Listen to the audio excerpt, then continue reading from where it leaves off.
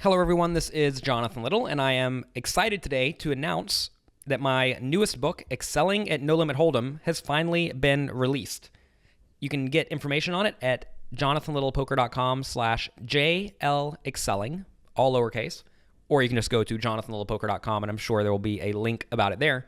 And you can check it out. I worked hard over the last year with 17 other professional poker players to bring all of their knowledge that I could to you. So please check that out. I've worked very hard on it, and I am indeed very proud of it.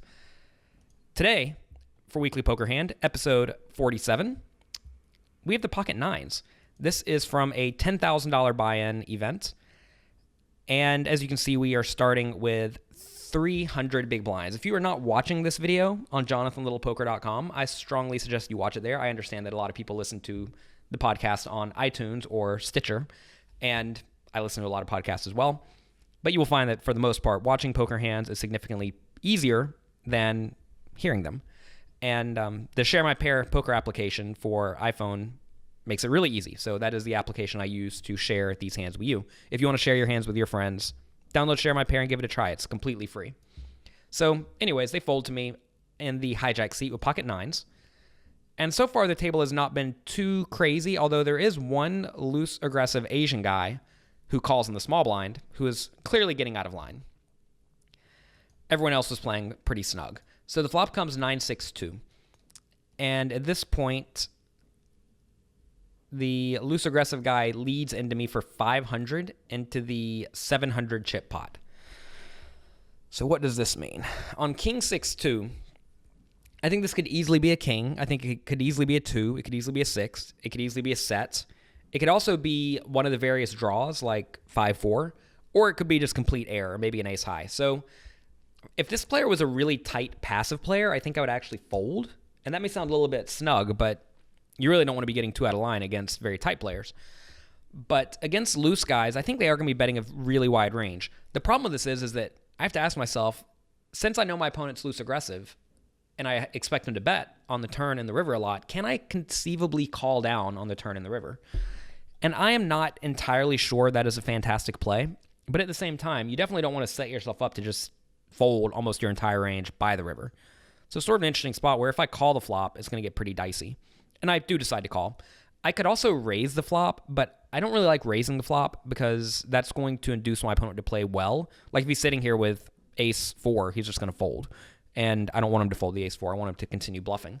So by raising, I make my opponent play well. And the last thing you want to do, this is a really important poker concept that is discussed in Excelling at No Limit Hold'em, my newest book. You want to make your opponent make mistakes. You want to give them the opportunity to make mistakes. And if I raise this flop with Pocket Nines, I am almost forcing my opponent to play well. And that's not what you want to do. So on the turn, the opponent bets 1,500 into the 1,700 pot, so a very big bet. Ugh. This is starting to get pretty dicey. I think this is a line a lot of players will take with a very premium hand, like a set, or maybe ace king or ace queen, ace king or king queen. Remember the board's king 6-2-8, and I have Pocket Nines. I don't really think I can fold against this guy, though, mainly because of his image. And you have to be aware, if you are playing a loose aggressive strategy, that people know you're playing a loose aggressive strategy, and they may adjust. I don't think everyone's going to adjust, but certainly the good players will, and that's exactly what I'm doing here. I'm making a call early in the tournament in a spot where the pot's going to be getting very large. River's a 4, which is not exactly a blank. It may appear to be a blank, but you have to realize my opponent's going to be leading with a lot of hands like 6-4, 4-2 maybe, 5-3, and the 4 nails that range to some extent. That being said, my opponent could just have 5-4 and continue to try to bluff. He does bet 3,500 into the 4,700 chip pot.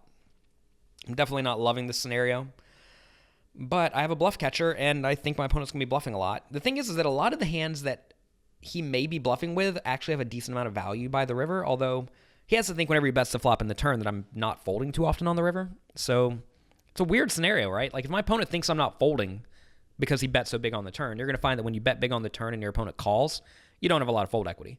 But if he's continuing betting because he thinks I'm not going to fold, then he should have a good value hand.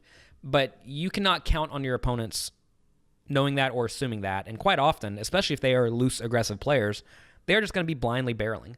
That being said, definitely do pay attention to your opponent's tendencies, because sometimes guys will bet big only with their best hands. So be aware of that. Anyways, he bets 3,500 on the river, and I elect to not fold. And he shows me nothing. He takes his cards and he deposits them in the muck, and we win a nice pot early in the $10,000 tournament. So pretty nice. You'll find that whenever this scenario goes down where your opponent does run a fairly big bluff, that's often going to make him afraid to bluff you in the future. And for that reason, quite often you get to have your way with the table. And that is actually exactly what happened in this tournament. And I ended up doing reasonably well in it. So yeah, that is going to be it for this week. Definitely check out my newest book with all of the other poker players involved, including Phil Hellmuth, Olivier Bousquet, Liv Bory, Jared Tendler, and many, many others. Check it out, jonathanlittlepoker.com/JLExcelling. I actually did an interview for that, or about the book with Poker News, and that's actually at jonathanlittlepoker.com/excelling. So either way, you can find the book. Check it out, and please let me know what you think. If you've enjoyed this podcast, definitely share it with your friends. I'll talk to you next week.